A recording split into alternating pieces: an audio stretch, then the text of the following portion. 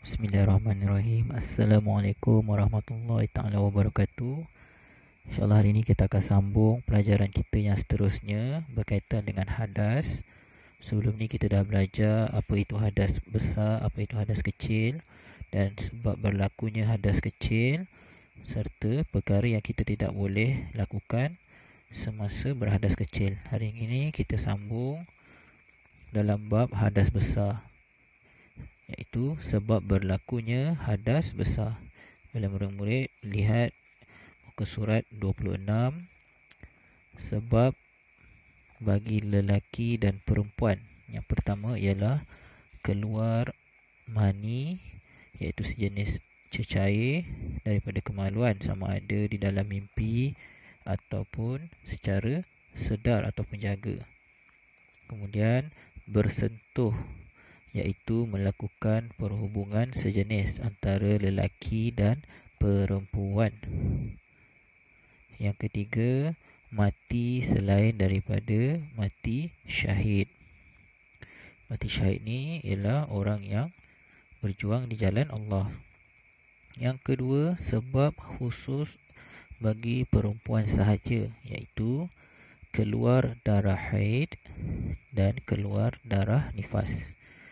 Darah nifas ni apa dia? Darah nifas ialah darah yang keluar selepas melahirkan anak. Maknanya darah nifas hanya ada pada orang perempuan yang melahirkan anak. Ini adalah sebab berlakunya hadas besar. Baiklah, kita lihat muka surat seterusnya, muka surat 27. Perkara yang dilarang ketika berhadas besar. Yang pertama, solat. Sama ada solat wajib ataupun solat sunat. Yang kedua, membaca Al-Quran. Yang ketiga, menyentuh atau membawa Al-Quran. Yang keempat, berhenti ataupun duduk di dalam masjid. Yang kelima, mengerjakan tawaf, sama ada fardu ataupun tawaf sunat.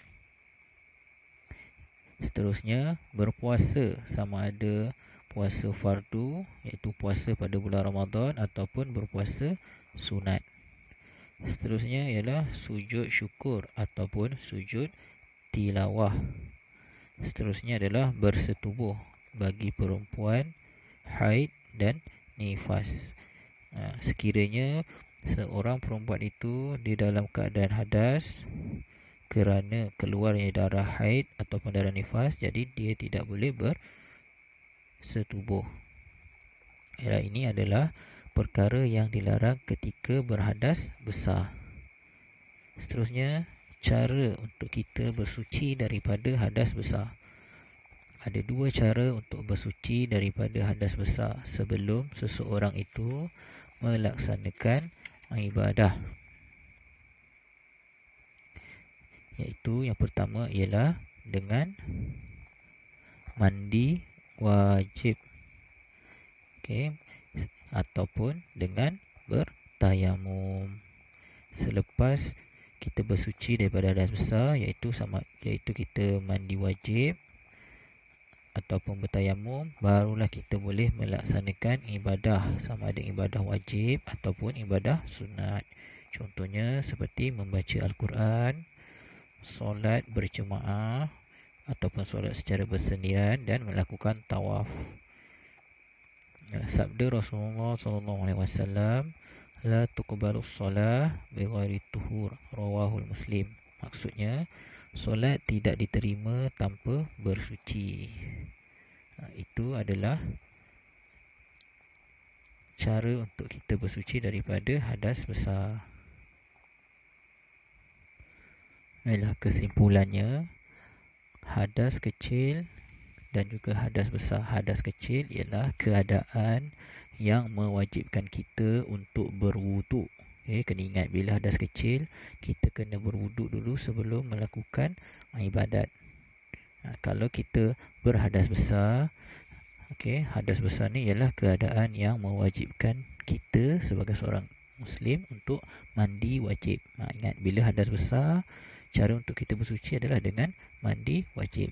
Kalau hadas kecil, kita bersuci dengan berwuduk. sebelum melakukan sesuatu ibadah. Okey, harap kamu semua faham, insya-Allah. Itu saja untuk hari ini. Assalamualaikum warahmatullahi taala wabarakatuh.